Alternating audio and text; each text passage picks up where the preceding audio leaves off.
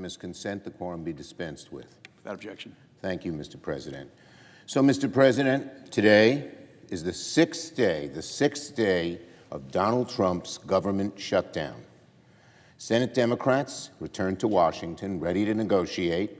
We're ready to work with Republicans to reopen the government and end the health care crisis that faces tens of millions of Americans. But it takes two sides to have a negotiation. We need the Senate Republicans and the House Republicans and the President to come to the table. And meanwhile, Donald Trump and Speaker Johnson seem to be on another planet. Instead of trying to solve this shutdown crisis, Donald Trump spent the weekend golfing and posting memes and deep fakes on the internet. He seems to think this shutdown is some big joke. He's wrong. People will lose their paychecks. Seniors will see Social Security support services slow down. There will be chaos for travelers. This shutdown is all on Donald Trump's shoulders, and Americans agree, according to the polls.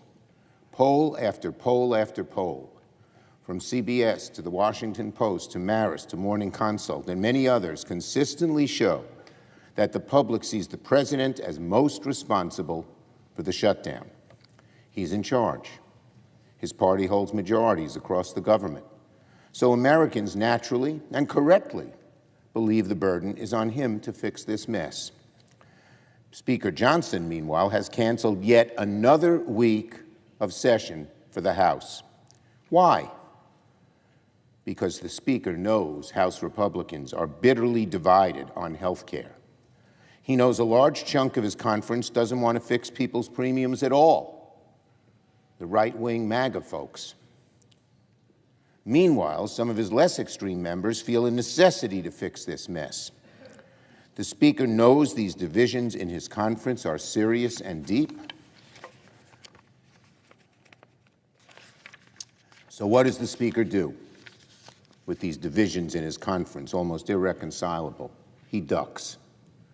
He chooses the politically expedient way out.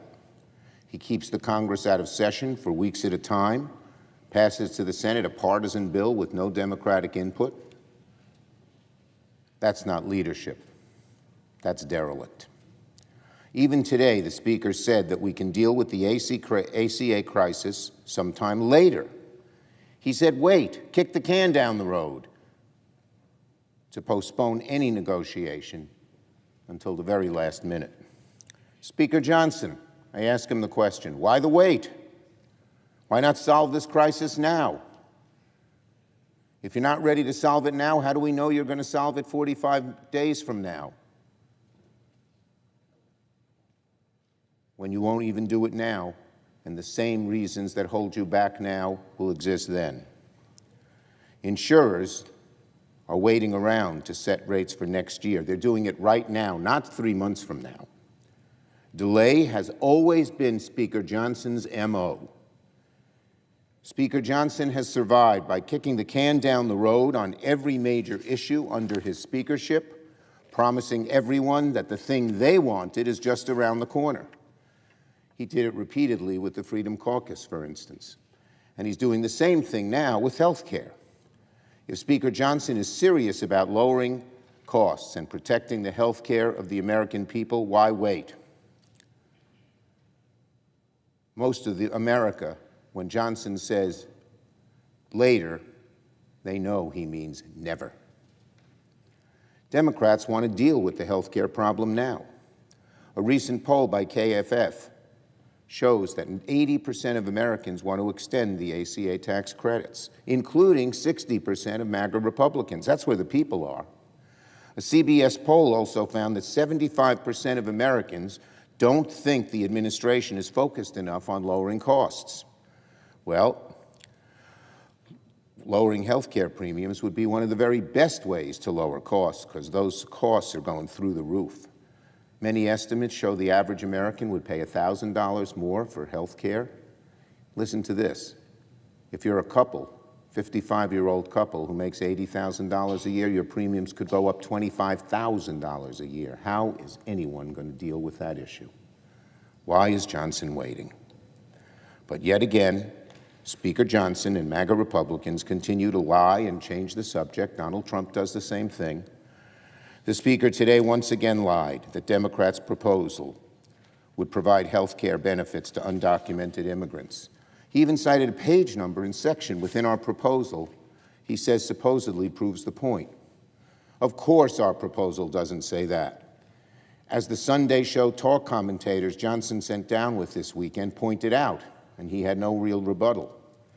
Saying that Democrats' proposal provides health insurance to undocumented immigrants is plain and simple, a blatant lie. It was a lie yesterday, it's a lie today, it'll be a lie tomorrow.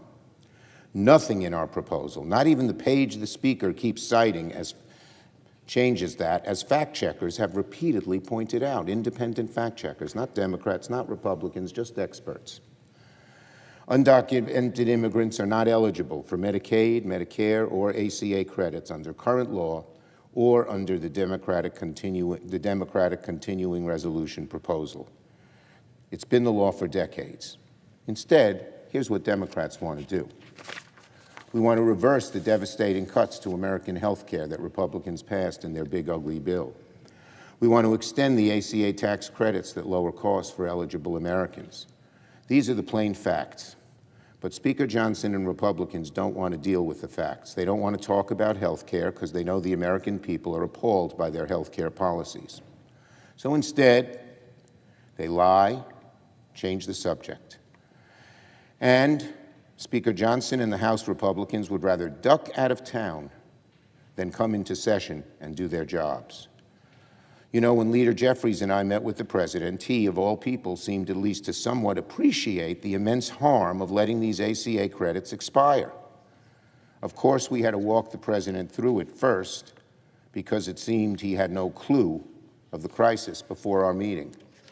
But frankly, what should happen now is this. The President should lean on Speaker Johnson to relent on his extreme refusal to negotiate. It's not a sustainable position for the Speaker to literally shut the entire House down and not do anything to solve this crisis. Again, why wait? Democrats are ready to solve this now. We urge Donald Trump to get Speaker Johnson and our Republican colleagues to come to the table with Senator Jeffries and I, negotiate and address this problem and fix it once and for all. I yield the floor.